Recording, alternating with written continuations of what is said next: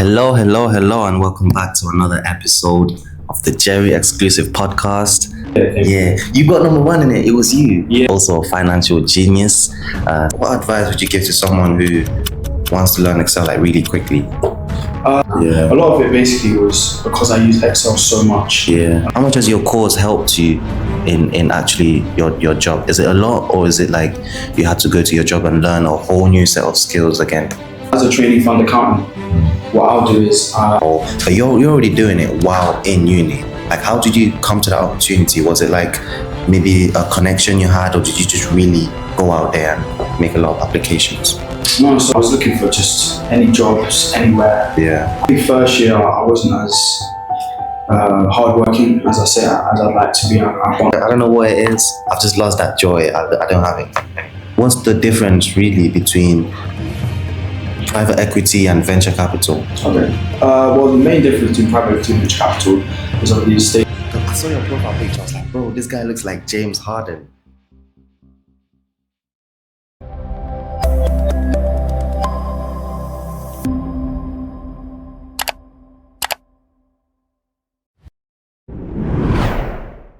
Hello, and welcome back to another episode of the Jerry exclusive podcast. I'm excited to introduce Razi today. He's a trainee fund accountant and he's a final year student. He's also a financial genius. So help me welcome Razi. And you know, when I was talking about like financial genius stuff, I know you laughed a little bit, but you know, in that thing we did, that Amplify Me thing. Yeah, you got number one in it. It was you. Yeah. I thought it was the other white guy sitting at the left. Like it was. I think you aced all of them. Like you I got first in both of them. That's cool. Yeah. What was it like? Pretty easy for you because it's basically what you do at your job. Well, I think so. The first one was the M&A one, and that was like doing obviously Excel. You had to try doing calculations. And that. Yeah. A lot of it basically was because I used Excel so much on a day-to-day basis. Yeah. My work, I think that probably helped me quite a lot. Yeah. And the trading one, I didn't really, but I thought I was going to lose. I thought I was going to lose exactly on the trading one. Because on the first one, I think it was when you're actually doing the trading, you need to put the trades in. Yeah. I was like negative, like $1 million or something. I was like, screw this. Every trade I was doing, I'm seeing red. I got out too early. Yeah. And then I think I did really well on the, like we did a market maker. Yeah. The market maker one I did pretty well. Yeah. And I mean, it was fun because I feel like with the market maker one, I think because I'm so used to just working at a fast pace and having to do a lot of things like really quickly. Yeah. I think that helped quite a lot. So like you've been using Excel. How long would you say, like in terms of years, your expertise level in Excel? I think it would be about 2 years. I mean, you use it a bit in the start of uni. Obviously. Like in the first year, you kind of get introductions, you get basics on how to use like certain formulas and things like that. Yeah. But I think because I've obviously worked with it so much, having to use it every day, you really get the in-depth kind of understanding on it's natural to me to figure out the right formulas to get certain things in Excel. So I think I made it a lot easier. And then like little shortcuts and doing copy and paste it. Before, obviously, it's such a minor thing. Before, obviously, you used to right-click, copy, select it. Now I don't do that anymore. I can do it all through the keyboard, Control-C, Control-V. I do it like super quickly and things like that. So, I mean, it's very minor things that just when it comes to these type, because you had like 45 minutes to do the M&A one. Yeah. Because that was in that time period, I think that's what screwed a lot of people. A lot of people probably could have got it all right. Yeah. But just the time. It's just the time. Yeah. That makes it a lot easier. I think that was the same for me because I'm not an expert in Excel. So I was doing I was clicking everything, I was going to the video, watching, getting the advice, then going back to the spreadsheet and doing it. And then I'll have to check 3 times just to see if it's right. So I think that's what slowed me down. But I think in terms of the shortcut stuff, that's so important. Like every single person I know that works in banking are like, learn Excel. Excel is all you need in life. Excel is so important. But I'm still on that journey because I've started doing a bit of coding and stuff. It's like, what advice would you give to someone who wants to learn Excel really quickly? I think I don't really know in terms of how to do it outside of work, because obviously that's where I've got most of my skill set from. I think it's just trying to use it as much as you can and get used to the formulas. I think there's probably loads of stuff online to get practice, like you can get practice things or financial modeling practice things. Obviously stuff like what we did is definitely going to help you, because you can obviously keep that spreadsheet and have a go at it again, try to do it at a faster time. But I think it's just consistent use, like use it as much as you can. I think for me now, I'm at a point where, let's say if I'm just doing a regular, you get problem sets for your classes and stuff. When I'm doing that, I'll do some stuff in Excel by myself, because to me, it's just an easy way to do calculations and things. If you've got, instead of writing out formulas and doing it all in a calculator, trying to figure it out and writing it down every time, if you put it in Excel, it just becomes a lot easier. So I think it's just practice makes perfect, basically. Well, obviously never perfect, but practice will always help you. So I think it's a big part of it. And like, how much has your because you do international, is it international finance or just finance? Just finance. Finance and economics. How much has your course helped you in actually your job? Is it a lot, or is it like you had to go to your job and learn a whole new set of skills again? I think at the start, definitely, I think it helped me a lot, because what I do, so as a trainee fund accountant, what I'll do is I'm basically, we've got clients, so we work on behalf of a private equity fund, or private equity client, and a lot of the time people that do my job, they're primarily accountants. So they've come from, let's say you've worked at, you're working at Tesco's, you're putting, buying this amount of stock, you have to do that. It's very different to understanding how private equity works in terms of making investments, getting return, carry, all that sort of thing. It doesn't come naturally to them the way it would to me because of my course. So obviously once I started the course, that was something that kind of separated me and made it a lot easier in that sense. And then obviously, you do get basic kind of, because I don't actually do accounting, and if I did accounting or finance, I would breeze it. But because I don't actually do accounting, that was the side that I really had to kind of work on and understand, okay, this is a general ledger, things like that. But luckily my work was really good in that. They gave me great training for the first 2 weeks, and that kind of put me on set to and then even throughout, I mean, not even the first 2 weeks, throughout the beginning, that helped me quite a lot. But to this day, I think I use stuff I learned in my course. Like stuff that you learn in lectures and stuff. Definitely. It makes it a lot easier. Like, the thing about it is, once you get into the workplace, a lot of the time it's not about, I wouldn't say it's not about what you know, but it's about how easily you can kind of comprehend the situation. I think that's why studying finance and economics makes it a lot easier for me to understand, okay, FX rates, what happens with FX rates, why is it low or high, like that sort of thing. That is true. That's such a unique role to be in, because I've never heard someone who actually had a job in the sector that they were studying while they were studying it. Like that is so rare. Usually it's like you go to uni, maybe you do like a summer internship, and then after uni is when you go into like a graduate role or like a full-time role. But you're already doing it while in uni. Like, how did you come to that opportunity? Was it like maybe a connection you had, or did you just really go out there and make a lot of applications? No, so part of my course, I did a sandwich year, so you get a year in industry as part of my course, and I was looking for just any jobs anywhere, and I was spread quite far, and I had a couple of opportunities. I had one closer to home that turned out I wasn't actually working in private equity, it was just doing regular accounting. But I think that, and then from there I did that for a year, so I actually moved out to Portsmouth, Southampton area, to work this job for a year, which was like really different. I'm born in London, raised in London, uni in London, all of that. So I went out there, and then thankfully, because I guess I did pretty well and they liked what I did, I asked if I could stay on during my third year part-time, and they gave me the opportunity. So I'm still with them and still working and doing a lot of things. That's big, man. That's making me think back, because when I was, come a little bit closer, don't be shy. If you guys want to win up to £200 worth of Amazon gift cards, then you need to listen to this quickly. I just need you to do 2 steps. Click that link, check out the free preview copy of my unreleased book, read the copy, and then go back to the website, then leave some feedback on how you thought the book was. That's all you have to do, guys. It's going to take you no more than 2 minutes. So don't tell anyone, because like I said, it's a secret. I don't want everyone winning £200 because I'm gonna go broke. So Just keep it on a hush. Do that for me, and it's gonna be great. When I was applying for uni, I was thinking, man, I want to do a sandwich year. I want to do like a year in placement, placement year. But I don't know. I just changed my mind last minute. Maybe I should have done that, you know, because like there's nothing wrong with like a normal bachelor's, but I just feel like it's so isolated, it's so secluded. It's just like lectures, exam. But it's not like, you know, because I was speaking to my previous guest on the previous episode. I was telling her like, obviously uni is important.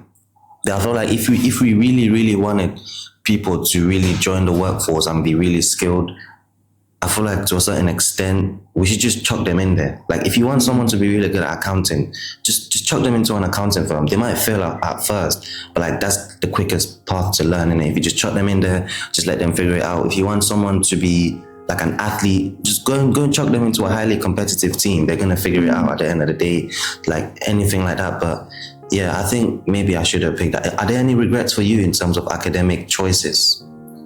In terms of regrets, I don't think I really have many regrets. I think first year I wasn't as hardworking as I'd like to be. I bumped off a load of lectures, missed a lot of classes. But yeah, besides that, I mean, to be honest, like you were saying with the placement year, I think undoubtedly, if I didn't do that, I would be totally screwed coming out of university. I mean, I know people, obviously, because I took my gap year, a lot of my friends have already graduated. Yeah. They're finding it really difficult now with just a degree to then come out and say, can I get a job? Because even now, when I'm looking for graduate jobs in my third year, I'm looking at things and they're saying, okay, do you have an experience? You need to have an internship, you need to have things like that. I mean, if you're doing summer internships quite a lot, I don't think the placement year is that great. But for me personally, I think while I was prepared to go into the role, there's so many things that you just naturally learn about about being in a workplace, working in a team, you know, time management, like all these soft skills that you kind of waffle about on your CV, let's be honest. That you actually start to gain and actually become proficient in. And I think that's, besides all of the base knowledge of accounting and finance that I get, that is probably the main thing. I think it's even bigger of a thing for me in terms of what I gain from it. And I mean, I don't really have any regrets in that sense, but I think you can still do a placement year even if it's not part of your course. I remember, because I think my brother's trying to do it as well. He didn't have it as part of his course. Also, I can change like right now. I think in your second year you still have the opportunity to, if you speak to artists and things like that. I'm very sure, because I did a talk for, because obviously I did a placement year. So then earlier in the year I had to talk to some students that were looking to do a placement year. And I think the heads were talking about, you don't need to have it as part of your course. You can sign up if you're thinking about doing it or not. So I don't think the opportunity's gone.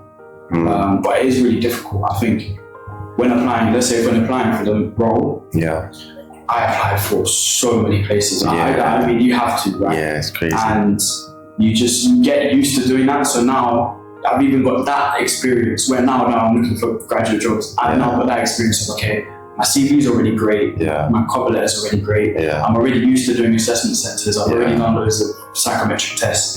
So I mean, so I think it's just you kind of hit the ground running earlier. Then I think a lot of your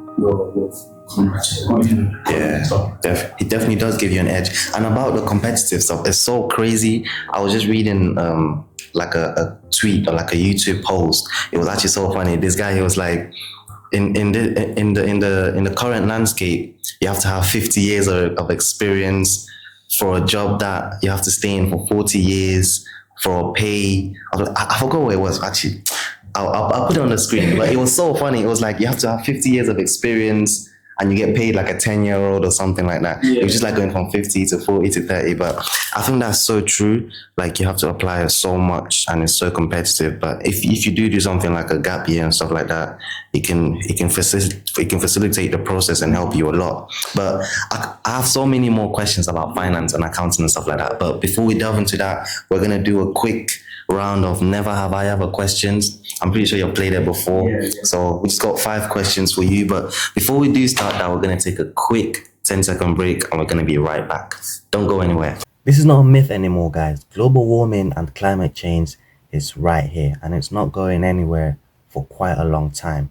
If you want to learn more on how to reduce your carbon footprint and how to adopt more eco-friendly practices into your lifestyle, then this is the blog for you. Make sure you follow this blog on Medium. It has tons and tons and tons of engaging blogs that will teach you and explore with you the different ways that you can make your life more sustainable, more eco-friendly, and more green. But also, if you're someone who's interested in finance, then don't go anywhere, because this same blog, guys, also focuses on exploring sustainable financial practices. So this is the perfect blend. Not only finance and the money and the assets and the financial industry, but you also have eco-friendliness, sustainability, and how to reduce your carbon footprint. These two go hand in hand. And if you are interested in such topics, then do me a favor, go to the Medium site right now. You can even download the app and follow the blog page. You can do that quickly. It doesn't take any time at all, but it's going to have a massive impact on teaching you on how to improve your lifestyle and how to have a much more sustainable impact on the planet. Welcome back, everyone, after the break. Now we're going to head into the never have I ever question. So, first question, never have I ever bitten my tongue because I was eating too quickly? Oh, yeah. Definitely. Yeah, that's a common one. That was an easy one. Right? Second question, never have I ever run for the bus for more than 30 seconds, like just continuously. Yeah. Those are so embarrassing sometimes, isn't it? Yeah, like, I hate that. You're getting on the bus sweating. Yeah. You're trying to stop yourself from just. Bro, especially in the school days, because I used to live like long way away from my school, and there was this one bus, the 120. It came every like 20 something minutes, so you had to catch it on time. Yeah, bro. Every time I was a little bit late, I had my big backpack, baggy clothes, just like running for like a whole minute straight, but I did not know I was that fit. I just stopped the driver. I'm like, oh, thank you, driver. Stop your car and going. Yeah, those memories are not the best, man. But yeah, all right. Third question. Never have I ever played video games for like the whole night or the whole day. The whole night, yeah, probably. Or like, stayed up all night. Yeah, that always happens. Yeah. But I don't know if it's the same with you, yeah, but recently, because I did get a PS5 to create gaming content, but I feel like if I wasn't creating gaming content, or if I'm not playing with my friends, like socializing, I don't enjoy video games anymore. No, I don't really play my own very much. Yeah, no, like, I really play with my friends. Yeah, like just playing video games seems like useless a little bit. Yeah, fictional characters, you're like, what am I doing? I don't know what it is. I've just lost that joy. I don't have it anymore. Only if I'm creating content or like socializing. Yeah. No, I think I still enjoy it. Still enjoy it? Yeah. It's good for you, man. Yeah, I don't know. I've lost it, man. Like the other night, I was like, you know what? Let's actually just try and play without filming it, without like playing with friends. Let's just try and enjoy some GTA. And I was just playing. I was just like, what am I doing, man? What am I doing with this little tiny cartoonish character? I don't know what it is, but yeah. Next question. Never have I ever eaten something that was past its use by date. Oh yeah, I probably have. Yeah, smell test. Just do the smell test. Yeah. But then sometimes the smell test doesn't work. Yeah, I know. And you cook it and it's like, There's sometimes like there's this shop near my house, like they sell like ham, like sausages and stuff like that. Like I go there when I need like a lot of protein. I just get loads of chicken and ham and sausages. There's this one brand of chicken where I didn't realize it at first, but they were selling chicken that was like a week past its use by date. And I didn't spot it at first because I trusted them. I was like, oh, I'm just gonna buy this. But one day I actually analyzed it. I looked into the packet, and it's like the chicken was oozing white liquid. I was like, why is this chicken so juicy? It was hella juicy, just white liquid oozing out. It was crazy. And then I was like, nah, I need a refund. But yeah, ever since then, every time I buy something, I have to check constantly. Dairy, you have to check it. Yeah. Make sure it's a couple of days at least. Yeah, a week. Yeah, because I didn't used to check before, but now I go and check every single time. But yeah, all right. Next question. Do you want to transform your fitness journey? I'm guessing yes. If the answer is yes, then you're in the right place. Make sure you follow this Instagram page for hundreds and hundreds of different workout videos that will take your fitness to the next level, improve your health, and it doesn't even matter what age you are or what fitness level you are.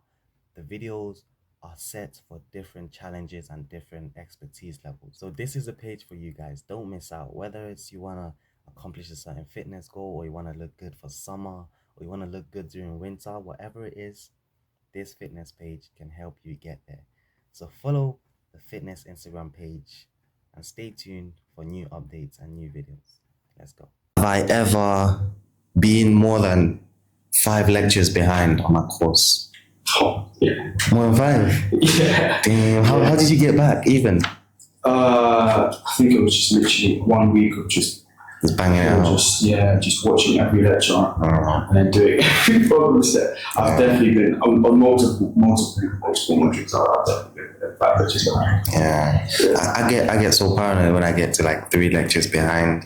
I'm like, shit, man, I need to catch up quick. Yeah, now I do, because I've learned from my mistakes. Yeah. In the early days, I didn't think that. I know friends who, ever since September, they still haven't attended a class, you know? Yeah. It's crazy. The class is wild. The lecture I can understand because you can watch it on that. Yeah. There's people who come to uni just to party, you know? That's crazy. Yeah. Like, they're paying 9K. It's going up to like 9.6K or something. Yeah, it's going up, Yeah, it's going up next year. They're paying all that just to party, bro. It's actually crazy to me. Yeah, man, I don't get those people either. But yeah, that's it for the Never Have I Ever questions. I've been wanting to ask you as well, because I saw your profile picture. I was like, bro, this guy looks like James Harden. Like, what's like, because I've been trying to get a beard, and my friends give me advice. They're like, oh, just leave your hair, don't get it trimmed for like 3 months.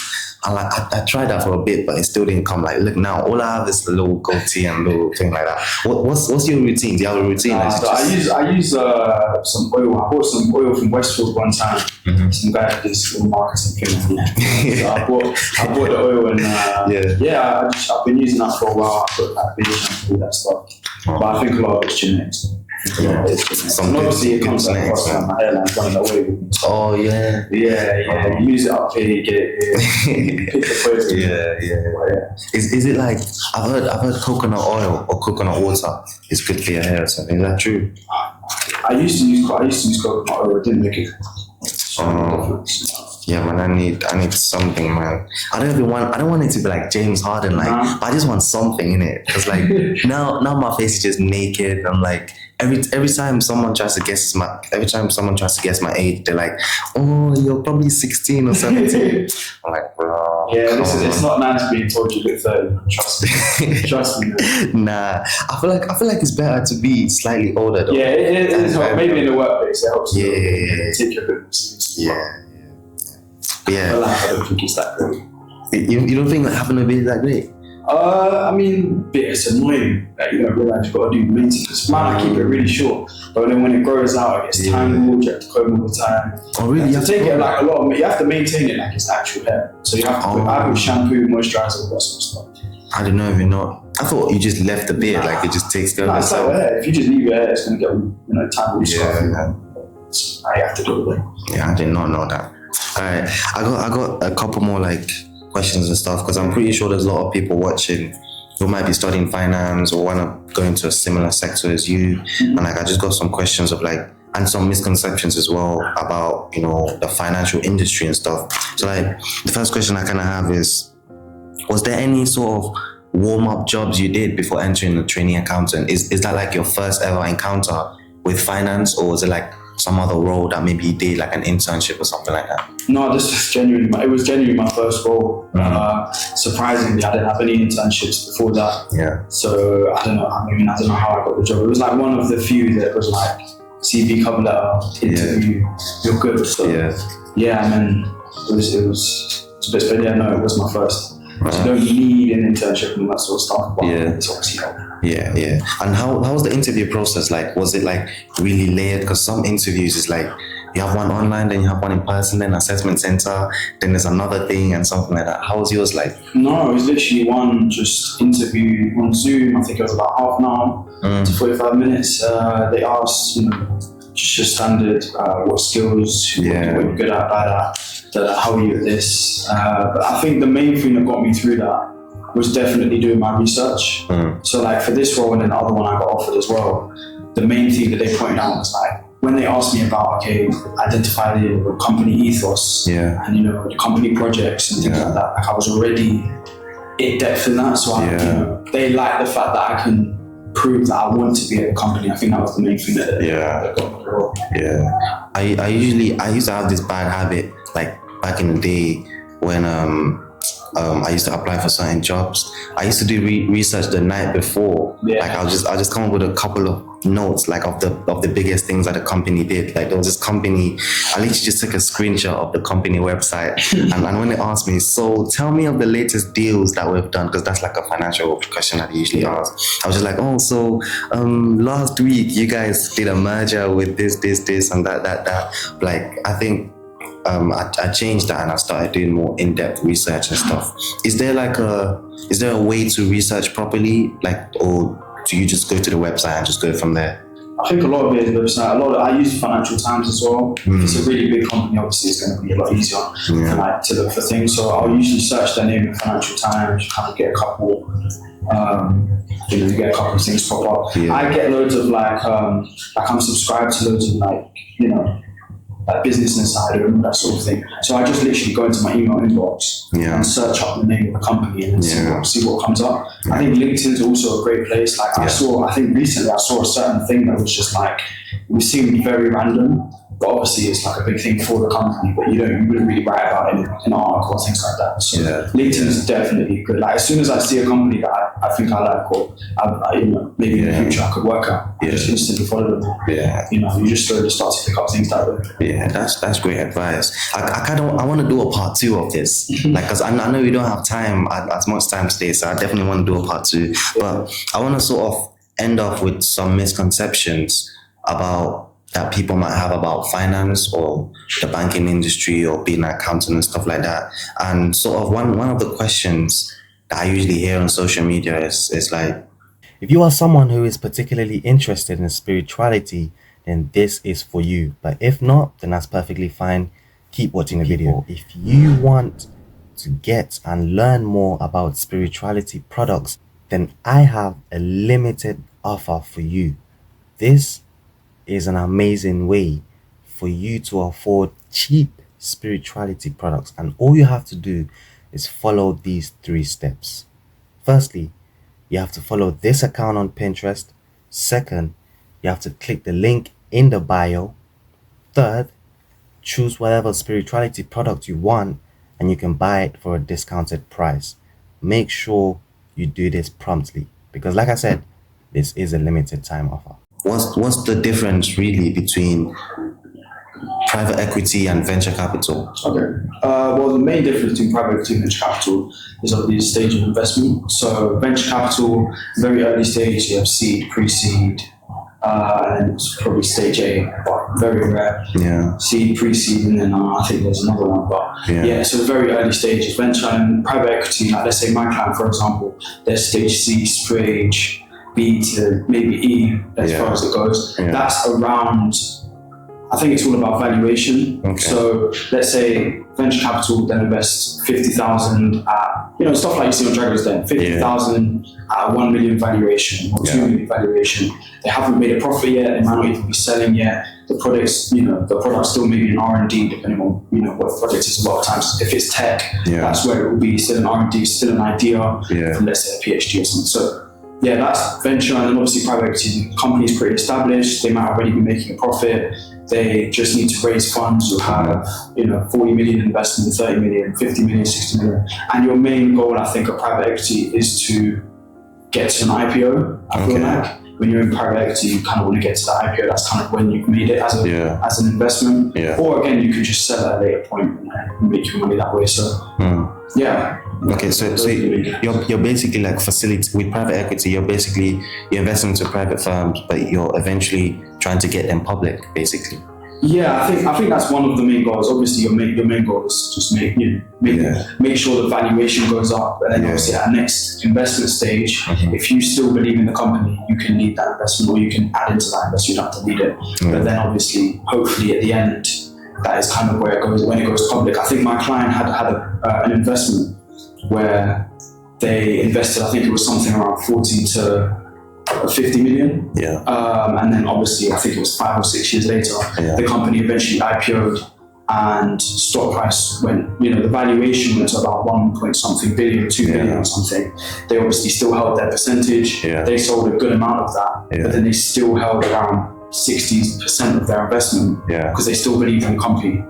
And they already made around 5 to 6 times their original investment from that 40% selling, if that makes any sense. So I think that's definitely one of the main goals. But again, it's just wanting valuations to go up, and then at the next stage of financing that the current company wants. Hopefully you can sell your shares for more money. And just to clarify as well, what's the difference between like pre-seed and like the whole seeding and stuff like that you were talking about? I think a lot of the time when it's seed, at least from what I can tell, a lot of the time when it's seed or venture, they take a more active role with the founder in terms of maybe coming up with strategies, supporting the founder and getting ideas, especially if it's a first-time founder. I think a lot of the time, and what I've heard from podcasts is with venture capital, it's a lot less numbers driven. It's a lot more intuitive, because I think it's something around the lines of 95% of venture investments fail. But the ones that do well, let's say if you invest early in, like, let's say Uber or something like that, you can flop every single other investment, go badly. If that one goes well, you're good. So it's like, it's a lot more business centric, it's a lot more intuitive, and I think it's a lot more of kind of predicting the market, rather than private equity is a lot more of, let's look at the financials, let's look at the portfolio, let's make sure our risk is managed for our investors, things like that. Obviously there is a level of that with venture, but it's less. It's more personalized almost, like is it something I can trust kind of thing? What do you like? A lot of the time what I hear from like venture capital partners and things like that when I listen to podcasts is like they talk about when they invest in a company, majority of the time they're investing in founders. You'll see on Dragon's Den, they'll say, if they believe in the person, and then they'll believe in the company. So it's a lot more, like I said, a lot more subjective and a lot more, based on belief and kind of playing the game. And that's where experience comes. That's why you have like companies like, if you look at venture firms like Sequoia or something like that, that's where they're so good at, is that because they have such a large